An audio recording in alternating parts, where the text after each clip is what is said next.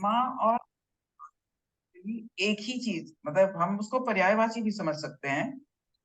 आत्मा का जो शरीर के अंदर है और घटाकाश जो है वो घड़े के अंदर है। घड़ा टूट गया तो वो अ, अपने जो पूर्णत्व है उसमें मिल गया। हमारा शरीर खत्म हो गया तो वो अपने पूर्णत्व में मिल गया। एक्चुअली मैं यहाँ पे थोड़ी सी एक बात कहना चाहूंगा कि जो घड़े की बात है वो एक एग्जाम्पल की तरह ली गई है। और क्योंकि यहाँ पर जो एग्जाम्पल है उसमें हम ये जान ये पा रहे हैं कि जब घड़ा जो है वो टूट जाएगा तभी वो पूर्णत्व को प्राप्त करेगा। शरीर के साथ ऐसा नहीं है। शरीर जो है वो जैसे छूट जाएगा। राजा शरीर को जनक हम छूट जाना कह सकते हैं। राजा जनक ने जैसे कहा था कि जो ये, आत्म साक्षात्कार है वो कुछ क्षणों में भी किया जा सकता है। मतलब ऐसा नहीं है कि जो ब्रह्म को जानना है, अपने वास्तविक रूप को जानना है, वो इस शरीर के छूटने के बाद होगा, ऐसा नहीं। हमारे शास्त्र ये कहते हैं कि इसको जो हमारा वास्तविक स्पिरिचुअल गोल है वो यही है कि हम जीवन रहते रहते ही इस बात को जान जाएं।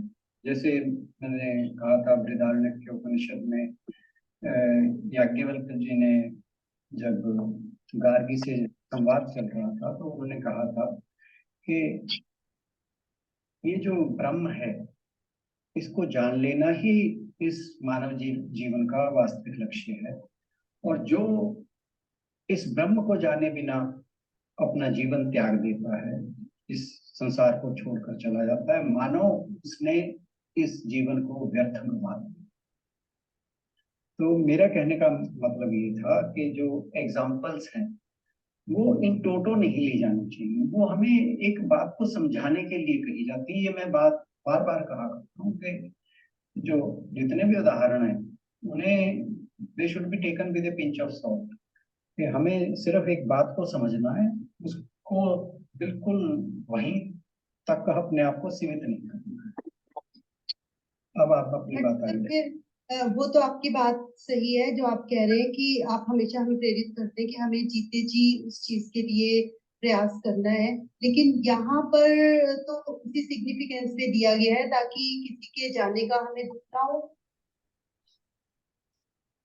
नहीं तो उस बात का इससे तो कोई ताल्लुक नहीं।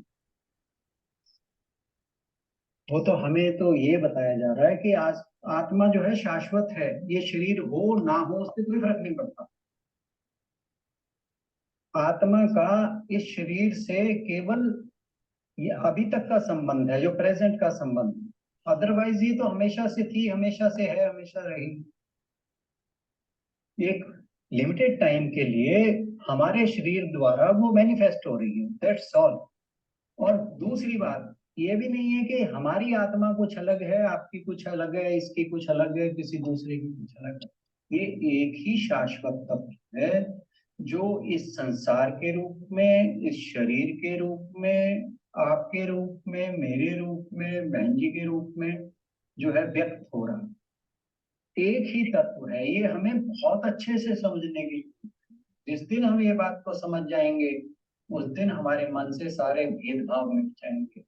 ये हम जाति पाति का भेद करते हैं, धर्म का भेद करते हैं, ऊंच नीच का भेद करते हैं, ये सब खत्म होता है जिस दिन हम ये रियलाइज कर लेते हैं कि एक ही तत्व वो मेरे अंदर भी मौजूद है। और यही भगवान जी ने, आपको ध्यान होगा छठे अध्याय में ये बात आई थी। भगवान जी ने कहा था जो मुझे मुझे सब में और सबको मुझ में देखता है वही होगी। तो ये नहीं कि वो सब में किसी अलग अलग तरह के, भाई इसमें शिव है, इसके अंदर माता है, इसके अंदर जो है कृष्ण है, इसके अंदर अल्लाह है, इसके अंदर जीसस है, ऐसा नहीं है। वो एक ही रूप है, एक ही तत्व है जिसे एटर्नल कहा है, सर्वव्यापी कहा है, अविनाशी कहा है। वो सब में समान रूप से एक ही तरह से सब में व्यक्त हो रहा है। जो उसका मैनिफेस्टेशन है, दैट कैन बी डिफरेंट।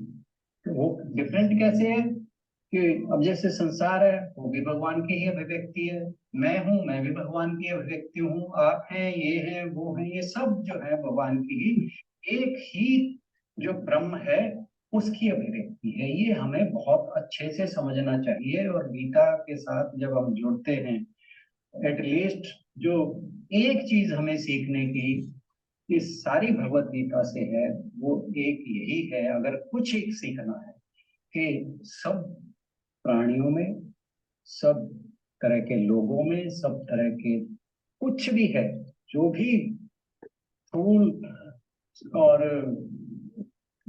चेतन, जड़ और चेतन, हर चीज के अंदर केवल एक, जिसे हम एक ओंकार कहते हैं, एक अल्लाह कहते हैं, एक ईश्वर कहते हैं।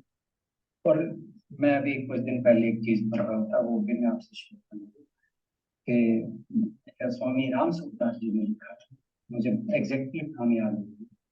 उन्होंने कहा था कि जब हम ये कहते हैं कि मेरा ईश्वर जो है वो सच्चा ईश्वर है, वो जो सिखों का ईश्वर है वो कुछ अलग है, वो जो मुस्लिम का ईश्वर है वो कुछ अलग है, जो ईसाइयों का ईश्वर है कुछ अलग है।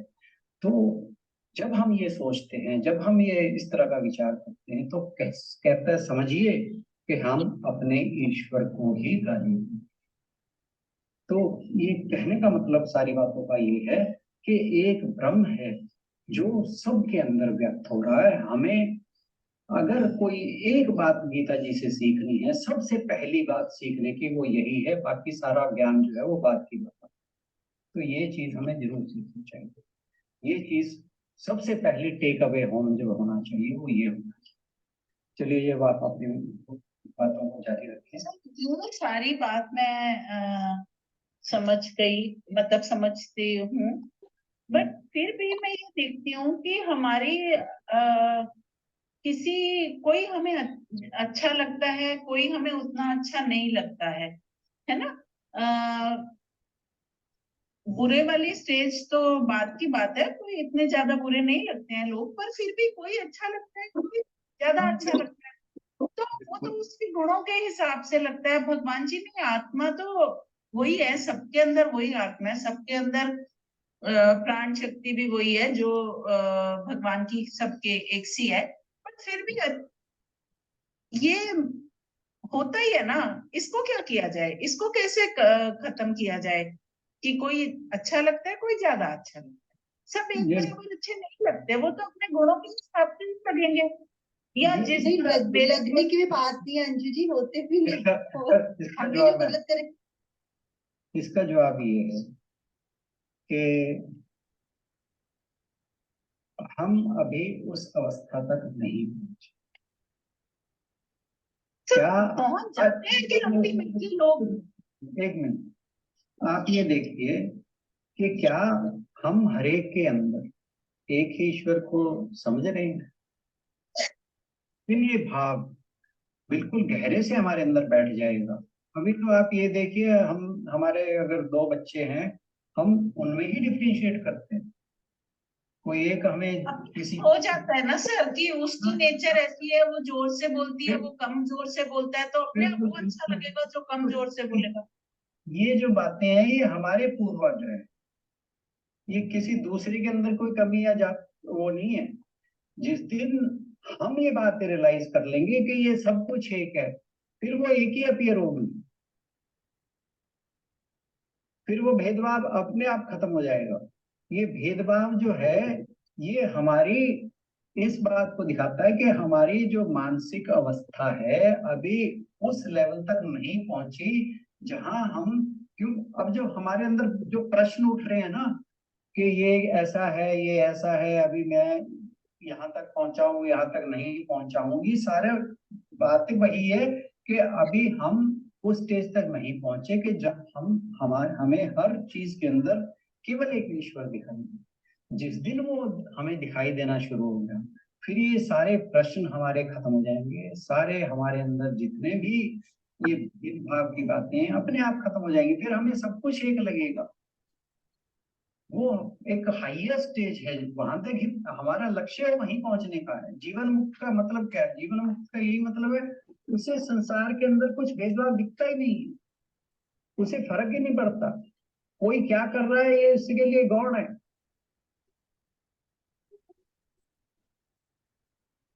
अब मैं एक कहानी सुनाता हूँ आपको। सुखदेव जी का नाम तो आपने सुना होगा।